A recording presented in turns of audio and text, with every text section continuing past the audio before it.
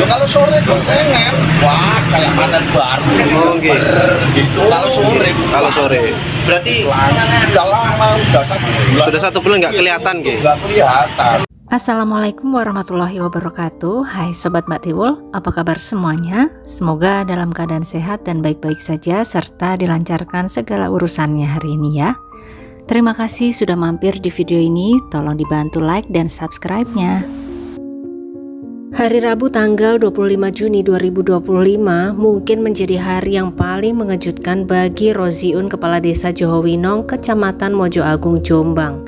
Karena di hari itu dirinya mendapatkan telepon dari Polres Jombang yang mengabarkan bahwa ada salah seorang warganya yang telah menjadi korban pembunuhan dan sebentar lagi tim Inafis Polres Jombang akan menuju ke desa yang dikepalai oleh Roziun tersebut guna melakukan olah tempat kejadian perkara. Bak petir di siang bolong, Roziun kenal dengan warga yang dikabarkan menjadi korban tersebut yang memang sudah 1 bulan lebih ini tidak tampak batang hidungnya. Maka setelah tim Inafis Polres Jombang datang, Roziun membawa mereka ke rumah yang dituju, sebuah rumah yang cukup luas berdinding warna hijau muda dan telah dikontrak selama 10 tahun oleh sepasang suami istri. Setelah pintu rumah dibuka, mereka menyisir tiap ruangan dan akhirnya sesosok tubuh yang sudah tidak bernyawa mereka temukan tertelungkup di atas lantai sebuah kamar beralaskan tikar warna coklat dan ditutupi oleh kasur lantai serta bantal. Tubuh tersebut sudah tidak dapat dikenali sobat, sudah mengering, tapi bau menyengat masih tercium cukup kuat.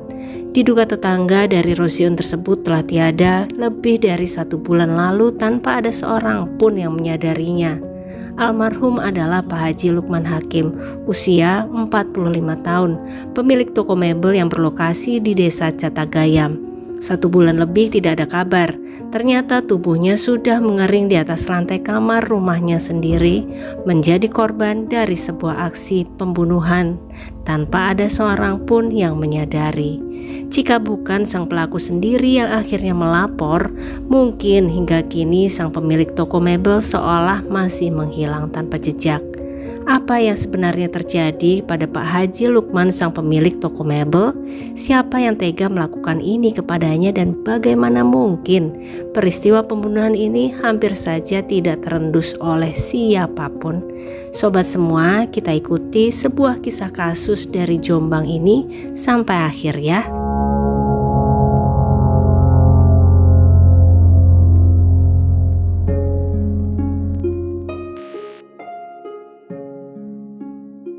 Haji Lukman Hakim adalah seorang pengusaha mebel asal desa Catagayam, Kecamatan Mojo Warno, Jombang yang berusia 45 tahun. Dan di usianya tersebut, Pak Lukman telah 3 kali menikah. Pernikahannya dengan istri pertama dilakukan secara resmi dan telah dikaruniai 2 orang anak, namun kemudian berpisah. Setelah perpisahan tersebut, Lukman kemudian menikah lagi dengan wanita lain dan dikaruniai 2 orang anak lagi, tapi lagi-lagi harus berpisah. Sampai akhirnya pada tahun 2014 Lukman bertemu dengan seorang wanita yang berusia 2 tahun lebih tua darinya yang kemudian mampu memikat hatinya. Dan wanita tersebut bernama Fauziah Priatiningsih, warga desa Carangrejo, Kecamatan Kesamben, Jombang. Lukman dan Fauziah pun melakukan pernikahan secara siri lalu mulai tinggal bersama sejak saat itu. 1 tahun kemudian, tepatnya pada tahun 2015, mereka berdua memutuskan untuk tinggal di sebuah rumah kontrakan yang berlokasi di Dusun Karangtengah RT 3 RW 2 milik Ibu Suparmi. Rumah tersebut cukup besar, apalagi yang tinggal di dalamnya hanyalah Lukman dan Fauziah saja. Anak-anak Lukman dari pernikahannya terdahulu sepertinya ikut dengan ibunya masing-masing. Sedangkan dalam pernikahan ketiganya ini, Lukman tidak memiliki anak. Di awal pernikahan, semua berjalan dengan sangat baik bagi Lukman dan Fauziah. Hubungan sosial mereka dengan tetangga sekitar rumah kontrakan pun terjalin dengan sangat baik. Keduanya dikenal sebagai pribadi yang ramah. Meski memang yang lebih sering berinteraksi dengan tetangga adalah sang suami atau Lukmannya ya sobat. Sedangkan Fauziah lebih sering berdiam diri di dalam rumah jika tidak ada kepentingan. Selain dikenal ramah, Lukman juga dikenal cukup aktif dalam aktivitas keagamaan di lingkungan tersebut. Setiap hari Lukman dan Fauzia berangkat pagi hari menuju ke toko mebel mereka yang berada di desa Catagayam dengan mengendarai sepeda motor berboncengan dan baru pulang kembali ke rumah sekitar sore hari. Selalu pergi berdua kemanapun, layaknya masih pengantin baru kalau kata salah satu teman dekat mereka. Begitu harmonisnya tingkah mereka berdua di hadapan para tetangga dan teman-temannya, sampai-sampai tidak ada yang menyadari sama sekali bahwa di balik tembok rumah kontrakan tersebut, Lukman dan Fauzia sering cekcok sobat, yang sudah terjadi sejak tahun 2019 sampai 2025 ini. Hingga kemudian di sekitar bulan Mei 2025, salah seorang tetangga dekat mereka mendengar sedikit keributan dari arah Lukman dan Fauzia. Namun bukan keributan besar, hingga sang tetangga pun tidak menghiraukannya. Paling hanya ribut-ribut kecil yang wajar dalam rumah tangga, begitu pikir si tetangga. Setelah keributan tersebut, aktivitas yang terjadi di rumah kontrakan Fauzia dan suami juga tampaknya berjalan seperti biasa. Hanya saja kali ini yang lebih sering terlihat di luar rumah adalah Fauzia, sedangkan Lukman tidak lagi pernah menampakkan diri. Toko mebel mereka di Catagayam pun ditutup, tidak lagi beroperasi. Tentu ini mengundang kecurigaan beberapa tetangga dan kerabat yang kemudian menanyakan keberadaan Lukman kepada Fauzia. Yang ternyata ada sebuah fakta yang cukup mengejutkan mereka sobat. Fauzia berkata bahwa sudah sejak beberapa hari lalu Lukman suaminya berangkat ke Sumatera untuk bekerja di sana, namun sedang tidak bisa dihubungi. Fauzia berjanji kepada para kerabat jika nanti sudah tepat waktunya Lukman akan menghubungi saudara-saudaranya tersebut langsung dari Sumatera. Dan seolah merasa kesepian ditinggal sendiri di rumah kontrakan yang cukup besar untuk ditinggali sendiri tersebut, tidak lama kemudian Fauzia juga keluar meninggalkan rumah itu dan pindah ke rumah salah satu saudaranya yang ada di Kesamben, Jombang. Sebelum pergi, dia sempat berpamitan kepada para tetangga dekat dan berpesan kepada mereka agar jangan mendekat ke rumah kontrakannya karena dia baru saja berburu tikus yang sangat banyak di dalam rumah. Jadi nanti pasti akan ada bau yang cukup menyengat dari dalam. Karena hal itu pula lah Fauzia memutuskan untuk mengungsi ke rumah saudaranya.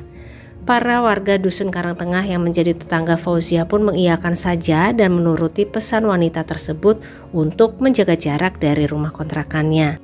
Beberapa hari kemudian Fauzia tampak masih bolak-balik ke rumah kontrakannya itu dan mulai menjual perabot-perabot rumah tangga miliknya. Tapi hal ini juga tidak mengundang kekepoan para tetangga sekitar loh. Kok tumben ya sobat ya?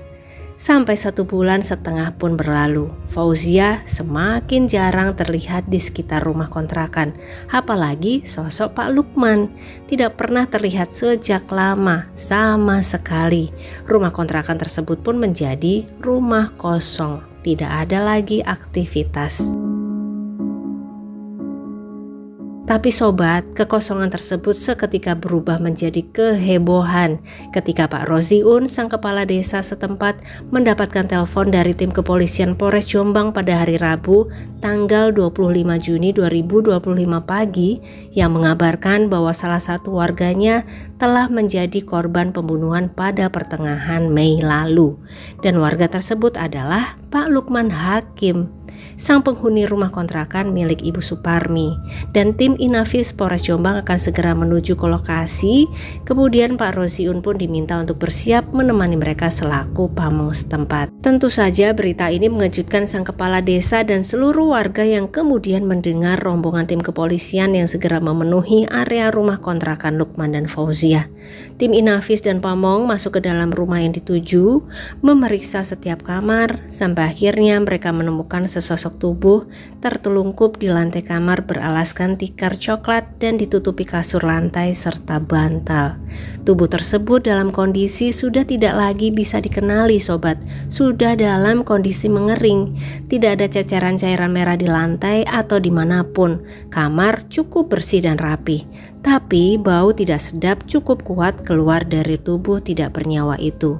Walau tidak dapat dikenali lagi, tapi tim kepolisian betul-betul yakin bahwa itu adalah tubuh Lukman Hakim. Dan walau belum dilakukan autopsi, tim kepolisian dapat meyakini bahwa Lukman adalah korban pembunuhan. Karena Sang pelaku sendirilah yang telah melaporkan kasus ini kepada polisi pagi tadi, dan pelaku tersebut adalah Fauziah Priatiningsih, sang istri sendiri. Sementara para warga ramai berkerumun dan membicarakan kabar mengejutkan ini, tim kepolisian terus mengumpulkan barang bukti dari dalam rumah dan kemudian membawa tubuh tidak bernyawa Lukman Hakim ke RSUD Jombang untuk proses autopsi. Dan beberapa barang bukti pun berhasil diamankan dari rumah tersebut. Di antaranya adalah pisau dapur, balok kayu sepanjang 1 meter, bantal, serta kasur tipis.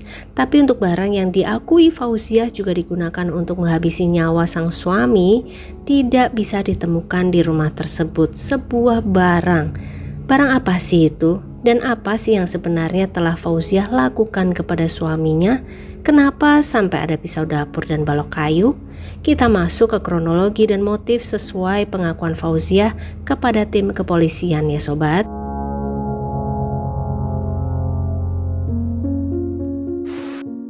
Fauziah mengaku bahwa hubungan pernikahannya dengan Lukman sudah tidak harmonis sejak tahun 2019 atau berarti tahun kelima pernikahannya. Dirinya sering mendapatkan perlakuan kasar dari Lukman sampai mendapat aksi KDRT dari suaminya tersebut. Awalnya Fauziah tetap berusaha sabar. Dirinya pun berkata bahwa dia tetap melayani segala kebutuhan suami walau telah di KDRT. Mungkin saat itu Fauziah masih berharap jika sang suami dapat berubah perangainya ya sobat. Jadi dia masih berusaha kuat dan mempertahankan pernikahannya. Dia pendam dan pendam dan pendam selalu kejengkelan kepada sang suami setelah mendapat KDRT darinya. Kejengkelan yang tidak pernah bisa dia ungkapkan langsung. Sampai akhirnya kesabarannya pun habis. Kekuatan Fauziah untuk memendam kejengkelan tidak lagi ada. Dia mulai memikirkan cara untuk menghabisi sang suami. Maka pada tanggal 11 Mei 2025, Fauziah membeli obat tikus dan potas di sebuah toko. Dia membeli sebanyak 7 butir potas. Tanggal 13 Mei-nya baru dia siapkan aksinya. 4 butir dia masukkan ke dalam botol air yang biasa dipakai oleh Lukman untuk minum air. Dilarutkannya butiran tersebut ke dalam air sampai benar-benar larut. Dan dia letakkan botol itu di tempat biasa. Sedangkan 3 butir lainnya dia biarkan dilalap si jago merah. Dan benda inilah yang tidak lagi bisa polisi temukan di dalam rumah kontrakan itu. Kemudian keesokan harinya, pagi tanggal 14 Mei 2025, Lukman pergi ke dapur seperti biasa, mengambil botol minumnya dan langsung menenggak air di dalamnya. Fauziah terus mengawasi sang suami. Tubuh Lukman pun tidak lama roboh setelah meminum air dari botol tersebut. Masih bernyawa, masih bernafas, namun kesadarannya sudah sangat-sangat rendah.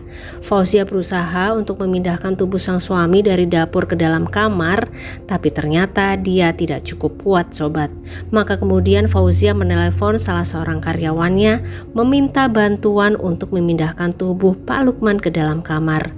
Fauziah beralasan bahwa Pak Lukman tidak sadar akibat mabora berat. Sang karyawan menuruti perintah Fauziah. Sesampainya di rumah sang atasan, dia membantu Fauziah memindahkan tubuh Pak Lukman ke kamar, kemudian langsung pamit. Karena saat itu Fauziah beralasan akan merawat Pak Lukman sendiri. Setelah sang karyawan pergi, Fauziah melanjutkan rencananya. Untuk memastikan bahwa sang suami telah tiada, dia ambil sebilah balok kayu, menyerangkannya ke arah kepala beberapa kali sobat. Kemudian bak benar-benar sudah gelap mata, Fauziah mengambil pisau dapur, kemudian menyerangkannya lagi ke dada kanan bawah sebanyak 2 kali sobat, sampai dia yakin betul bahwa Lukman Hakim sang suami betul-betul tidak lagi bernyawa. Setelah itu selama 1 minggu ke depan, Fauziah masih tidur bersama tubuh sang suami di dalam rumah tersebut sobat. Sampai kemudian dirinya mulai tidak tahan dengan bau menyengat yang mulai muncul. Kemudian Fauziah memutuskan untuk pindah mengungsi ke rumah saudara di Kesamben, dan tidak lupa dirinya menciptakan alibi kepada para tetangganya, di mana dia melarang para tetangga itu untuk mendekati rumahnya karena dia baru saja menghabisi banyak tikus di dalam rumah yang pasti akan ada aroma tidak sedap nantinya. Jadi sebaiknya mereka jauh-jauhlah dari rumah itu. Para tetangga pun hanya mengiyakan dan menuruti pesan Fauziah tersebut. Semakin lama Fauziah semakin gelisah. dia menyimpan sebuah rahasia besar dalam dirinya. Kemudian dia merasa jika tindakan kejahatan itu tidak akan bisa selamanya dia tutupi dan dia sembunyikan, cepat atau lambat pasti akan ketahuan juga. Maka dari itu pada akhirnya Fauzia memutuskan untuk melapor dan menyerahkan diri kepada pihak berwajib, tepatnya pada hari Rabu tanggal 25 Juni 2025 atau berarti kurang lebih 42 hari setelah melakukan aksinya.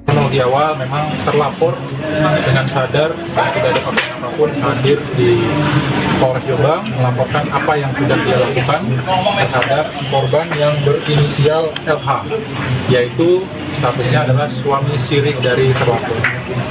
Dia melaporkan bahwa telah melakukan pembunuhan terhadap suami sirinya di rumah kontrakan di daerah Mojo Agung, yang tepatnya di Dusun Karangtengah, Desa Johowinong, Kecamatan Mojo Agung. Motifnya adalah rasa sakit hati yang dipendam sejak lama akibat aksi KDRT yang dilakukan oleh sang suami kepadanya. Atas tindakannya ini, Fauzia pun dijerat dengan pasal pembunuhan berencana dengan ancaman hukuman berupa hukmat atau hukuman penjara seumur hidup atau hukuman penjara 20 tahun tergantung pada hasil sidangnya kelak ya sobat.